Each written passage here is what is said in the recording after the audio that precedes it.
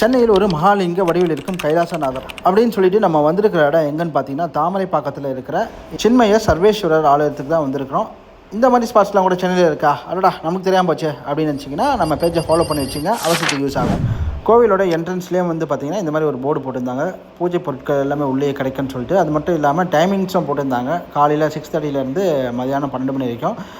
Just நீங்கள் 12 மணி 5 12:10 வந்தீங்கன்னா close ஆகிடும். அதுக்கப்புறம் 4 o'clockலேருந்து நைட்டு 8 o'clock வரைக்கும் கோவிலோட டைமிங்ஸு.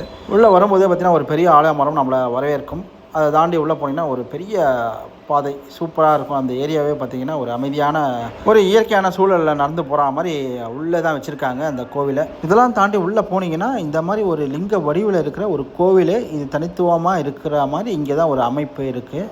யூஸ்வலாக எப்படி இருக்கும் கோவில், ஒரு பெரிய கோபுரம், அதை தாண்டி உள்ளே போனீங்கன்னா ஒரு கொடிமரம், அந்த மாதிரி செட்டப்லாம் இல்லாமல் இது ஒரு தனி சிறப்பு மிக்க ஒரு கோவிலாக அமைஞ்சிருக்கும். வழக்கம் போல் முதல் கடவுள் விநாயகரை பார்த்துட்டு நம்ம படியை ஏற ஆரம்பித்தோம். உள்ளே போனால் லிங்க வடிவில் இருக்கிற அந்த கோவிலுக்குள்ளே லிங்க வடிவிலேயே இருந்தார் நம்மளோட ஈஸ்வரன். நாங்கள் போன டைம் ஆல்மோஸ்ட் க்ளோசிங் டைம் தான், 12 மணிக்கு கரெக்டாக போயிட்டு தனியாக சிறப்பாக அம்சமாக பார்த்தாச்சு நம்ம ஈஸ்வரனை. நல்ல ஒரு அமைதியான இடம் தான். இங்கே உள்ளே இருந்து நீங்கள் ஓம் நமசிவாய் அப்படின்னு சொன்னீங்கன்னா ஒரு எக்கோ சவுண்டெல்லாம் கேட்கும். அந்த மாதிரிலாம் எதுவும் சேஷ்டைகள் பண்ணாமல் திவ்யமாக பார்த்துட்டு வெளியே வந்தாச்சு, நல்ல பிள்ளையாக பட்டையை போட்டு. அண்ட் சிவனோட வெப்பனான இந்த உடுக்கையுடன் கூடிய இந்த சூளத்தையும் நல்லா நிறுத்தி வச்சுருந்தாங்க, பார்க்குறதுக்கு பிரம்மாண்டமாக இருந்துச்சு.